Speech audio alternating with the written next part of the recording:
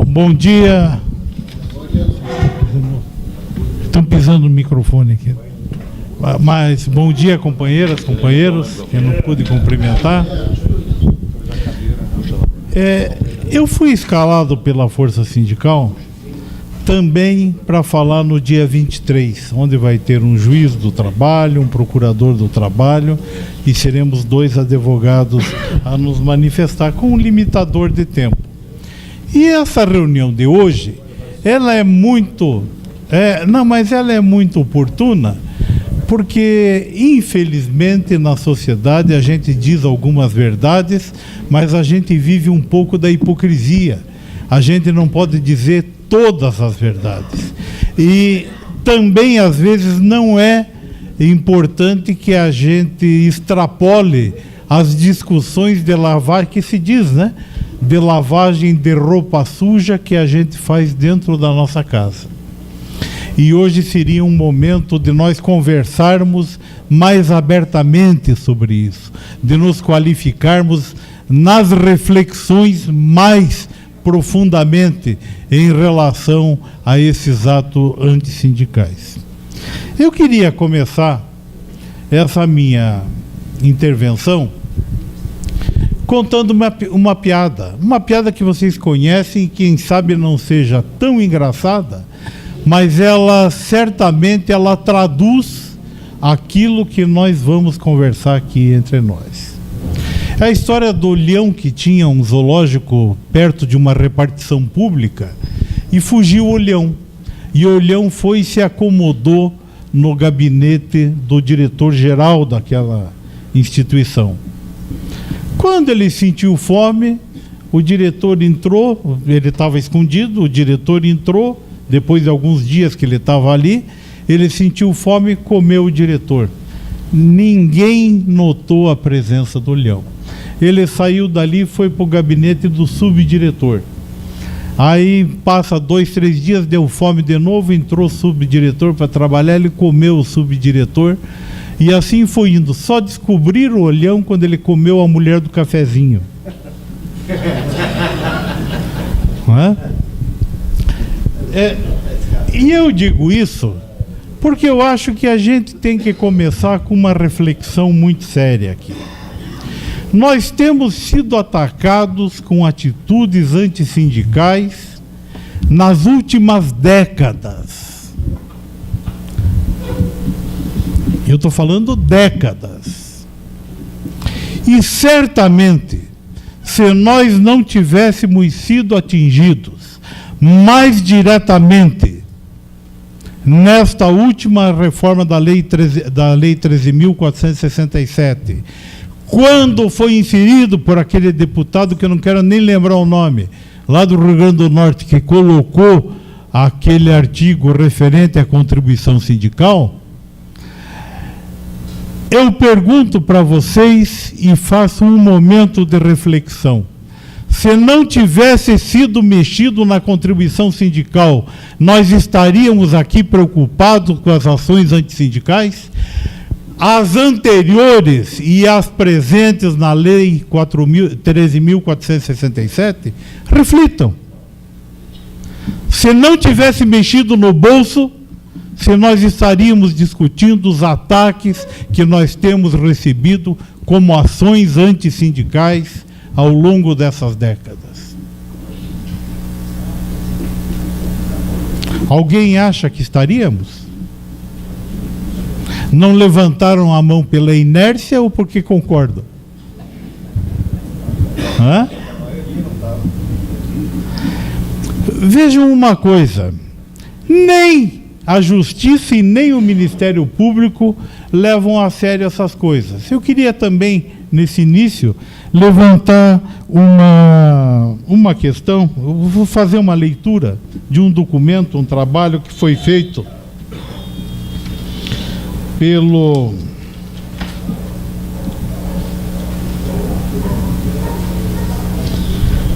doutor Cláudio Armando Conce de Menezes, presidente do TRT da 17ª reunião do Espírito Santo, num documento feito para a ANAMATRA, a Associação Nacional dos Magistrados do Trabalho. Ele diz assim, não vou ler tudo, vou ler um pedacinho só para provocar realmente essa reflexão no nosso meio. Diz ele assim: com efeito, o Estado viola a liberdade sindical quando realiza atos de ingerência nos sindicatos e organizações trabalhistas e persegue lideranças sindicais. Outra forma de conduta antissindical, verdadeiro ato de discriminação, assaz comum na atual fase histórica. Ele reconhece que é comum nessa fase histórica que nós vivemos, e histórica não é de novembro para cá, né? Ocorre quando governos e partidos políticos buscam favorecer diretamente os interesses dos empregadores, fazendo causa comum com estes, adotando políticas desfavoráveis à organização dos trabalhadores. Não raro, o Estado leva a efeito práticas antissindicais, ao assumir a posição de empregador, realizando atos idênticos àqueles perpetrados pela iniciativa privada. E aqui me parece o mais grave e incisivo na fala desse magistrado. Outra prática antissindical do Estado reside na elaboração de normas, entre parênteses, leis, decretos, portarias, fecha parênteses, para estabelecer, ainda que veladamente, restrições à liberdade sindical, condicionando a existência e o funcionamento das entidades sindicais ao preenchimento de formalidades por demais onerosas, quando não impossíveis de serem atendidas. Vejam que o magistrado escreve, analisando a Lei 13.467, ele escreve falando inclusive da ação do Estado como uma ação intersindical.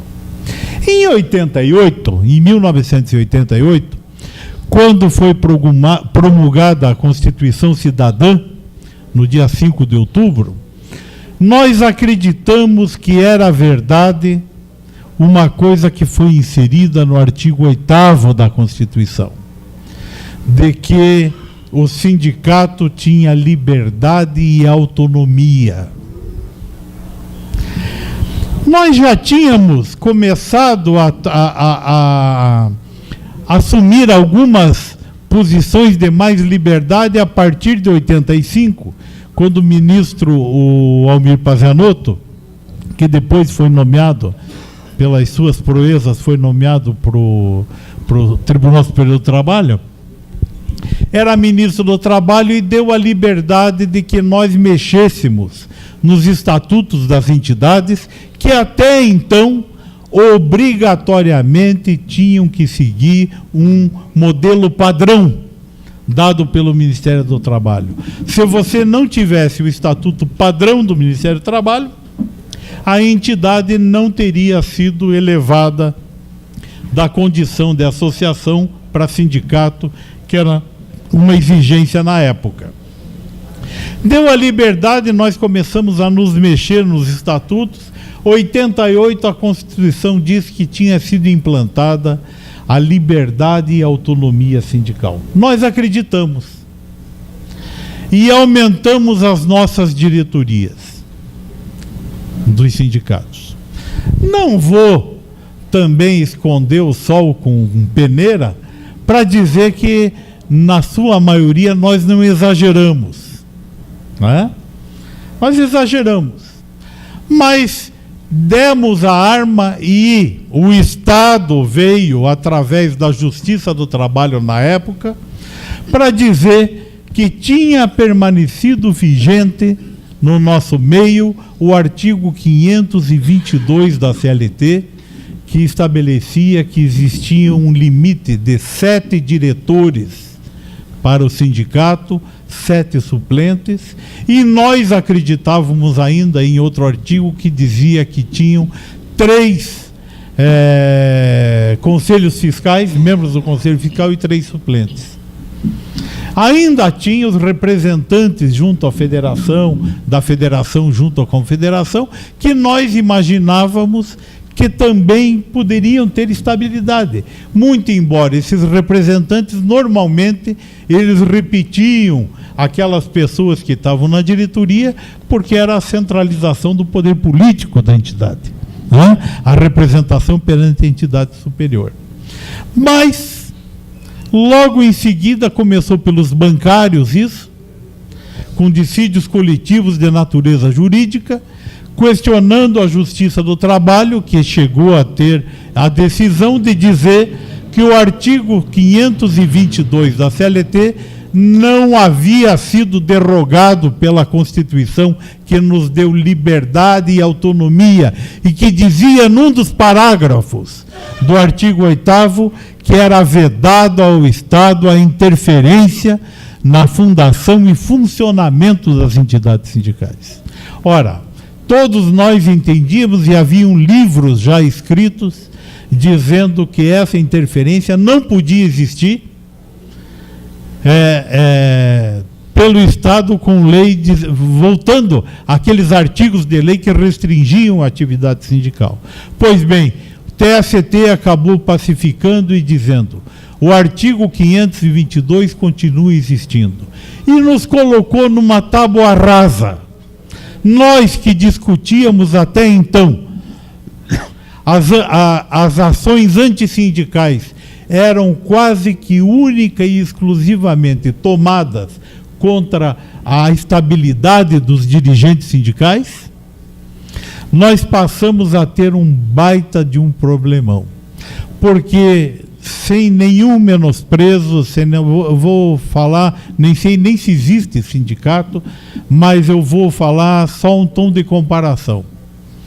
O sindicato das costureiras de Arapiraca, lá no interior do Nordeste, lá do estado do Nordeste, podiam ter o mesmo número de diretores que o sindicato dos metalúrgicos da Grande Curitiba, ou os sindicatos dos bancários de São Paulo.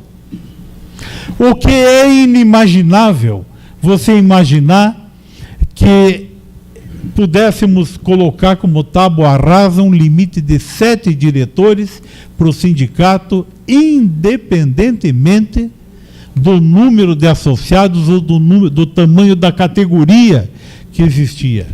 Impossível poder trabalhar nessa situação. Pois bem, mas a justiça não ficou aí só, não. Até... Cadê o Tiãozinho? Está ali o Tiãozinho. O Sindicato dos Metalúrgicos de Londrina foi o primeiro que eu me defrontei com essa situação. Os patrões questionaram a estabilidade do membro do Conselho Fiscal. Lembra, Tião?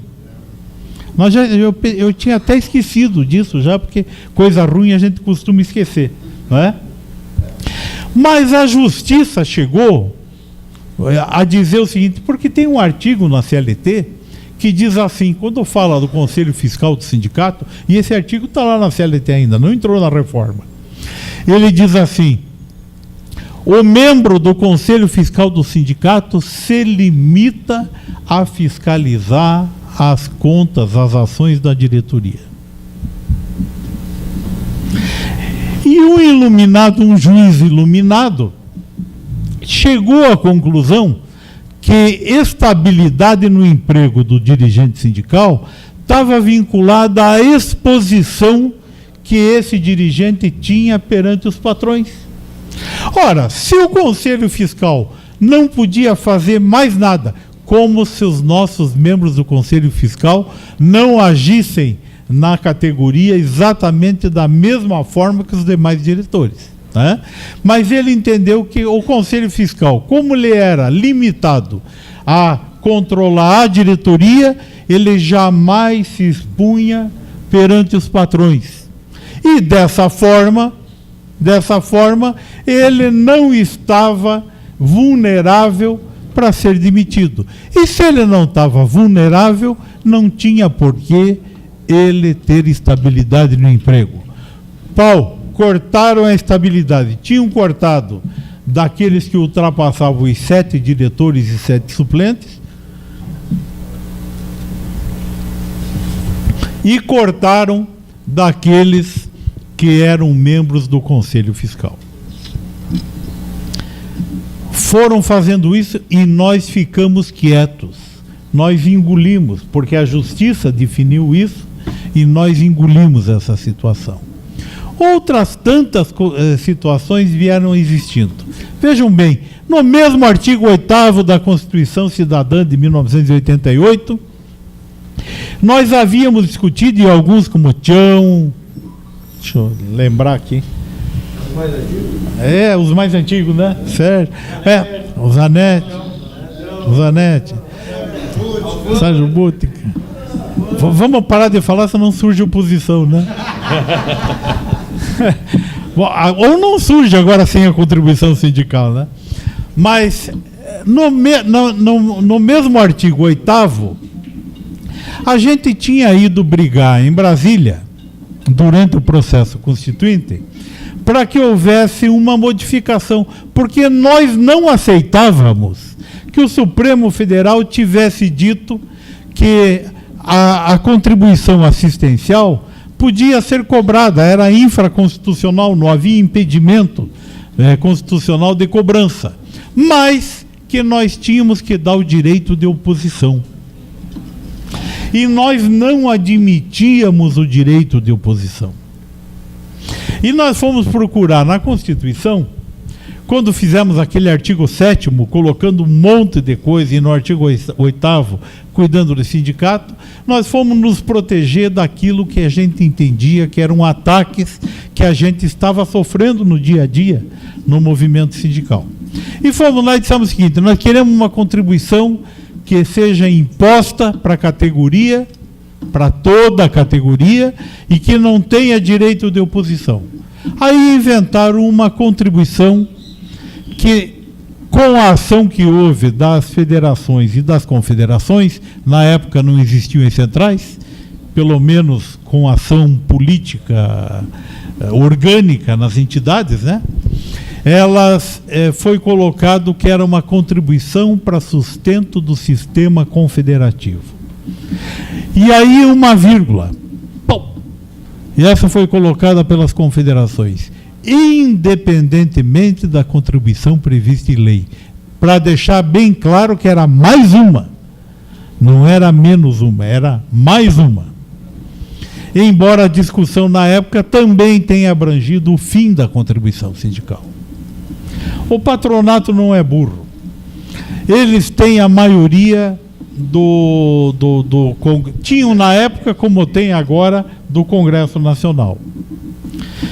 E logo saiu uma definição que a Justiça aceitou e declarou, dizendo que aquela contribuição para sustento do sistema confederativo dependia de regulamentação. E ela nunca foi implantada oficialmente. Algumas entidades implantaram no peito.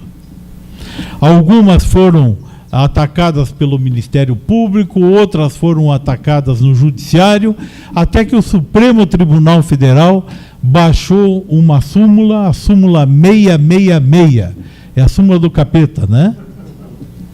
Que diz o seguinte, que a contribuição para o sistema confederativo só é devida para os associados. O não associado não tem obrigação de pagar. Está lá essa súmula.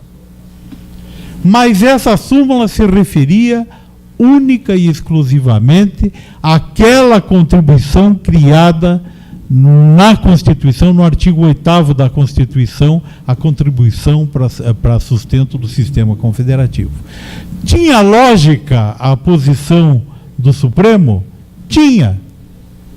Se a liberdade sindical permite que o trabalhador, e no artigo 8º estava escrito isso, possa ser associado ou não ser associado no sindicato, por que ele, não sendo associado no sindicato, ele tem que sustentar o sistema confederativo? Se ele diz que não quer ser sócio e a Constituição permite que ele não seja sócio, então é muito claro que ele não tem obrigação de sustentar o sistema confederativo. Ele não se beneficiou do sistema confederativo, teoricamente. Fizemos alguma coisa contra isso? Não.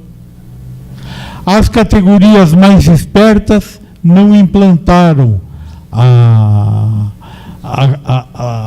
contribuição para o sustento do sistema confederativo. Outras implantaram, receberam alguns ataques do Ministério Público e tal. Até que o Tribunal Superior do Trabalho, e vejam o que a gente chegou a aguentar nessa brincadeira agora. E como eles foram... eu não quero usar uma palavra ofensiva, mas foram muito espertos em fazer com que a coisa acontecesse e nos envolvesse.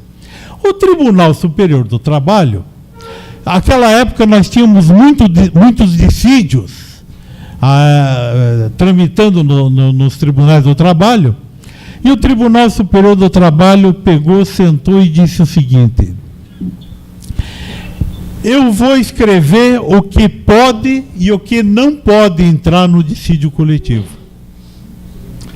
E fez uma lista daquilo que ele chamou precedentes normativos. Normativos porque eram normas criadas através dos dissídios coletivos.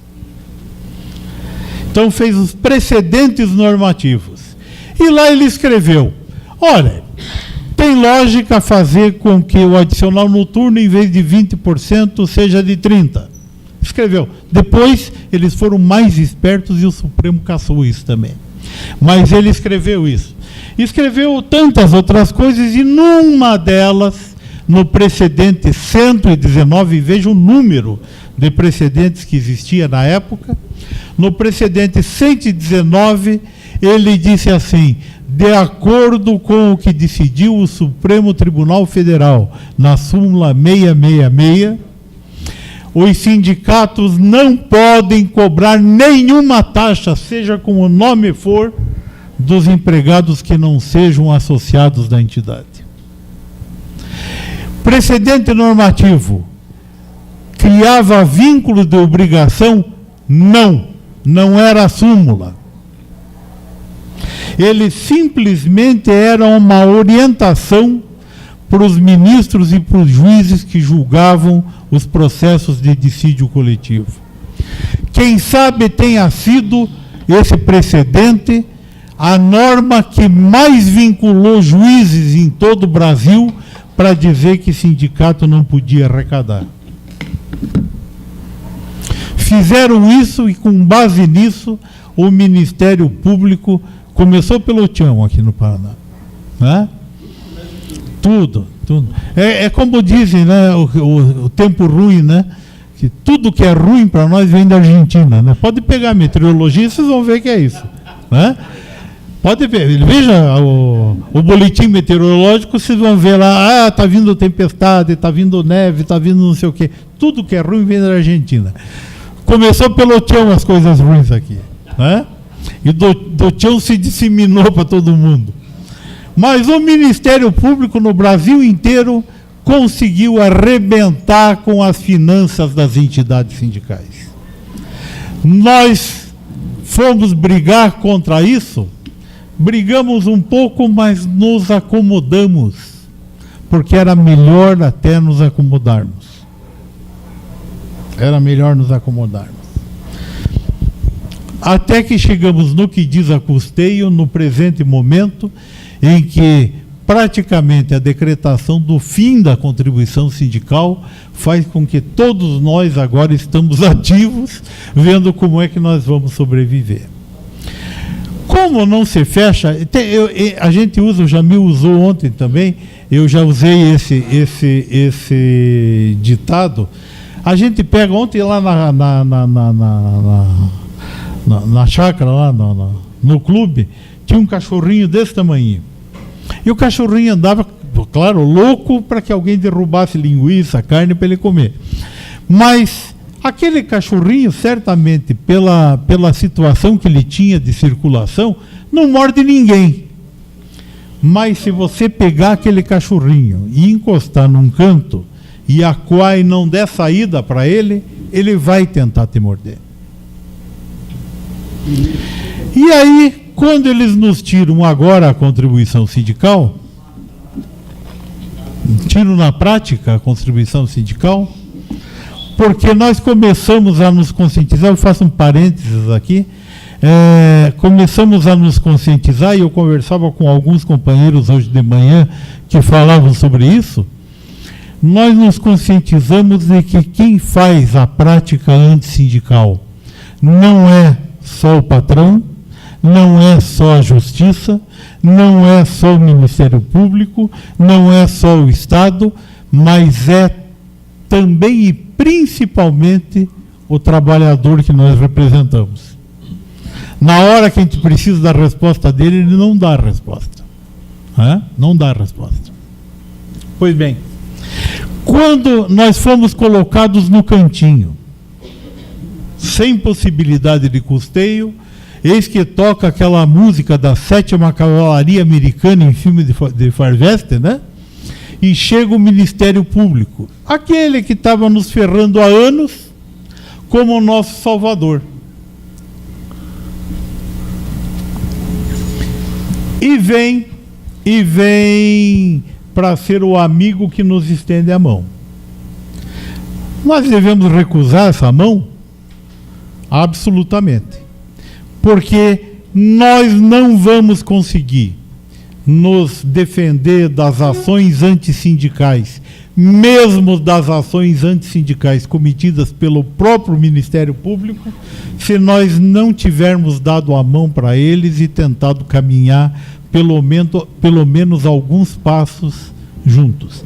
Porque nós não temos aonde procurar guarida contra as nossas ações antissindicais, contra aquelas ações antissindicais que nos atacam. E aí eu vi, eu acho que o Miguel falou aqui, sobre acordos que estão sendo fechados, e vocês estão acompanhando, porque isso circula na mídia ao dendel aí, né? Acordos que estão sendo fechados no TST, principalmente, já fechou 3 pelo menos, em alguns tribunais fechando. O Ministério Público fechou um termo de ajuste de conduta com a Federação dos Metalúrgicos de São Paulo, né? Abrangendo todos os sindicatos, da Federação dos Metalúrgicos da CUT, em São Paulo, abrangendo todos os sindicatos, aonde se permite estabelecer o recebimento das taxas negociais, daquilo que nós chamávamos antigamente de assistenciais e que agora nós estamos chamando agora de negociais. Permite. E vejam como a coisa é tão sem vergonha, como a coisa é tão degradante, que fazem isso ao arrepio de uma decisão do ministro Gilmar Mendes, que deu repercussão geral e proibiu a cobrança de quem não fosse associado em todas as taxas pelo Supremo Tribunal Federal, numa liminar, e infelizmente num processo nosso do Sindicato da Grande Curitiba. Ora, o ministro do Supremo, já não estão levando a sério o Gilmar Mendes para mais nada, né? Ele deu a repercussão geral, ele deu a liminar, proibiu a cobrança. Com a repercussão geral, ele abrangeu todos os processos que existem no Brasil tramitando, e o Ministério Público, contrariamente a essa disposição, tem feito TAC, e os tribunais do trabalho e o Tribunal Superior do Trabalho têm feito homologação de acordos onde se permite o desconto das taxas. A gente não sabe mais em quem acreditar nesse Brasil. A gente não sabe mais qual é a instituição que pode nos dar efetivamente sustentação contra os ataques que nós recebemos ataques que vamos definir como antissindicais, que a gente recebe de todos os lados, inclusive do próprio trabalhador. Quando ele se recusa, ele convencido pela Rede Globo, se recusa a autorizar o desconto da contribuição sindical em favor dos sindicatos. Né? Ele se sente, hoje ele confia mais na Rede Globo do que no sindicato. Né? Pois bem, essa é a situação que nos leva a comodamente pegarmos a mão do Ministério Público e nos deixarmos levar nessa caminhada agora mais suave, que vai pelo menos manter a sustentação daquelas entidades que negociam e que fecham os acordos. Porque tem, como o Miguel falou, 4.000 sindicatos de trabalhadores que nos últimos 10 anos não fechou nenhum acordo, nenhuma convenção coletiva de trabalho. E aí a gente se pergunta, os trabalhadores que esse sindicato representa, com o fim da contribuição sindical e com o fim do sindicato, será que não vão ser mais felizes? Certamente vão, pelo menos com um dia de salário por ano. Né? Vão ser mais felizes. O resto já não eram atendidos mesmo, não tinha mais por que existir o sindicato. Pois bem, quando se fala em conduta antissindical, nós temos no Código Penal alguns dispositivos que falam de crimes contra a organização do trabalho. Não sei de nenhum caso prático que alguém foi indiciado pelo um crime contra a organização do trabalho. É o empresário que não deixa o trabalhador ser sócio, impede, são vários desses, né? Eu nunca soube de nenhum que foi indiciado por isso. Mas o nosso caminho para combater esse tipo de perversidade que venha do patrão, ainda é o Ministério Público, embora na maioria das vezes, nas experiências desses anos anteriores, o Ministério Público arquivou todos os procedimentos que nós tivemos em iniciativa. Aqueles que nós somos chamados para nos explicar, em todos nós fomos até o fim explicando. Quando não acabou em ação contra nós. Mas eles arquivaram. Mas nós não temos mais hoje, com a reforma trabalhista que veio se implantar a partir de novembro, nós não temos mais, a nossa preocupação mais não é com o dirigente sindical. A nossa preocupação mais não é com o ataque à entidade, se vai deixar filiar ou vai dar emprego para quem é filiado à entidade sindical ou não vai. Isso para nós se tornou de menos importância. A grande ação antissindical que tem acontecido de 11 de novembro para cá é a recusa dos patrões em estabelecer acordos ou convenções coletivas, ou, quando concordam em fazê-lo, com as exigências de inclusões em que potencializam aquilo de penoso que já nos foi trazido pela Lei 13.467. E isso fez com que a FIP tivesse feito uma pesquisa recentemente, que nesses últimos meses de vigência da lei da reforma trabalhista, tivesse sido reduzido o número de convenções coletivas em 44% e o número de acordos coletivos de trabalho em 24% em relação a períodos anteriores. Isso mostra que certamente não é que arrefeceu a vontade dos trabalhadores de continuarem a manter os seus direitos, já que o próprio ministro Gilmar Mendes, um pouco antes de ter dado aquela repercussão geral no caso da contribuição negocial, ele disse que não existia mais no Brasil, também por liminar, a ultratividade, ou seja, a permanência das cláusulas do acordo anterior até que se fechasse um acordo novo. E isso está valendo. Nem o Ministério Público está querendo nos ajudar para valer. Diminuiu o número de acordos. E por que diminuiu? Porque com o fim da ultratividade, o patrão não tem mais interesse em negociar. A Justiça do Trabalho estava, em 1992, foi colocado por uma deputada federal do Paraná, a doutora Clair, né? Clair da Flora Martins. Ela colocou numa lei do Collor, em 92, de contrabando, era uma lei de política salarial, e ela colocou de contrabando um artigo dizendo que os direitos e conquistas constantes de uma convenção ou de acordo só podiam ser retirados posteriormente por outra convenção ou por outro acordo e permaneciam vigendo até o final.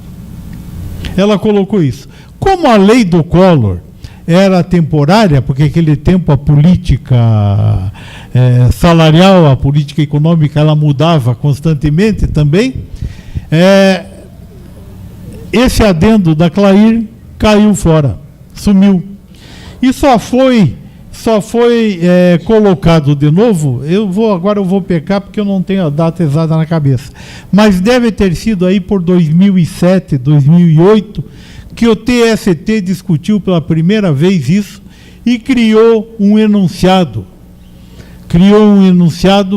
para dizer que efetivamente, enunciado 277, se não me engano, para dizer que a convenção, as cláusulas da convenção e do acordo tinham que ser mantidas. Até que o Gilmar Mendes disse que não tinham que ser mantidas mais. Liminarmente, não julgou o processo, como não julgou o nosso também, até hoje, está lá parado no gabinete dele. Quem sabe esperando algumas milhões de razões que o auxiliem a compreender melhor a matéria. Pois bem, mas com o fim da ultratividade, os patrões não têm mais interesse nenhum. Antes, eles tinham interesse em agilizar a celebração de um novo instrumento, porque eles tinham que corrigir alguma coisa que eles podiam achar que estava prejudicando eles. E hoje não, porque acabou a convenção, a vigência, acabou a cláusula. Nós ainda não estamos vivendo o caos com os trabalhadores que nós representamos, porque as empresas não têm coragem de tirar as coisas que estão incluídas na nossa convenção. Acaba a vigência da convenção, nós não renovamos, mas elas não têm coragem de paralisar o pagamento de alguma verba ou de retirar algum direito dos trabalhadores. Por isso nós não sentimos, porque se os empregadores tivessem feito o seguinte: acabou a vigência do acordo no dia 30 de novembro, e eles tirassem do salário dos empregados, tirassem do contrato dos empregados aquilo que estava na convenção anterior, as nossas entidades já teriam sido invadidas para pedir que nós celebrássemos convenções e acordos na forma que os patrões exigissem. Imaginem, vamos pegar uma situação de um empregado que ganha, nós temos diversos na área metalúrgica, um abono, uma cesta básica de R$600 por mês. Você pega o salário desses trabalhadores, dá em média 3 mil, em empresas muito maiores, 4 mil, mas vamos dizer R$3.000. R$600 é 20% do salário. Aí chega de um dia para o outro, se tira do trabalhador esses R$600, ele vai perguntar para o patrão, por que parou? Ah, não, porque o sindicato lá não quis que eu colocasse isso, ou tirasse isso da convenção. Os trabalhadores vão invadir as nossas entidades para pedir que a gente sucumba à vontade do patrão, se submeta à vontade do patrão. E isso, certamente, é uma atitude antissindical que foi corroborada pelo Estado, que está sendo mantida pelo Estado, que inclusive colocou na nova reforma trabalhista a impossibilidade de nós negociarmos com o patrão a ultratividade como norma futura dos nossos acordos. Pois bem, essa é a situação que nós temos vivido.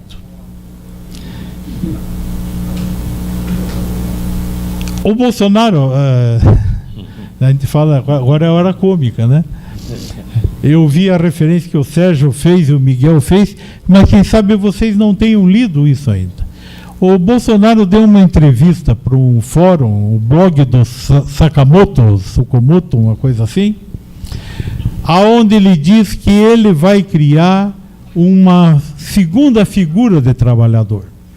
Nós temos 3 figuras de trabalhadores, uma sem registro, o informal, temos o formal com a carteira azul, carteira de trabalho azul, e ele vai criar a figura do formal com uma carteira verde e amarela, aonde o entabulado, o contratado entre o trabalhador e o patrão vale mais do que a lei, vale mais do que a convenção, vale mais do que tudo. É aquele que lhe diz que não vai ter direitos, mas vai ter emprego. Quem sabe... Hein? Quem sabe ele vai livrar a gente da tornozeleira, né? Tornozeleira agora é coisa de gente rica, de gente fina, né? Só usa quem pode pagar. Quem pode pagar. Pois bem, então nós estamos vivendo um momento de muito mais ações antissindicais, não no varejo. Nós estamos vivendo um momento de ação antissindical no atacado. E o caso mais clássico que tem é o das negociações coletivas de trabalho. É o mais clássico. É a ação antissindical mais nítida, com um contraste mais nítido na nossa vida sindical hoje, é a negociação coletiva de trabalho e o que tem sido feito com ela, nos atingindo e atingindo os trabalhadores. Os trabalhadores, às vezes, nem sentem essa situação. Eu digo isso porque a gente consegue suprir essa deficiência com acordos com as empresas maiores, né? E quem sobra nessa negociação é o coitado do trabalhador da microempresa, daquela empresa lá embaixo, né? E ele, como a relação dele com o patrão é uma relação muito pessoal, às vezes supera esse tipo de situação e nem sente que está sendo agredido por isso, né? Mas nós sabemos que ele está e nós sabemos que nós estamos sendo agredidos enquanto representantes dele. E eu acho que essa é a grande coisa que nós vamos ter que enfrentar, é o grande monstro que nós vamos ter que enfrentar daqui para frente.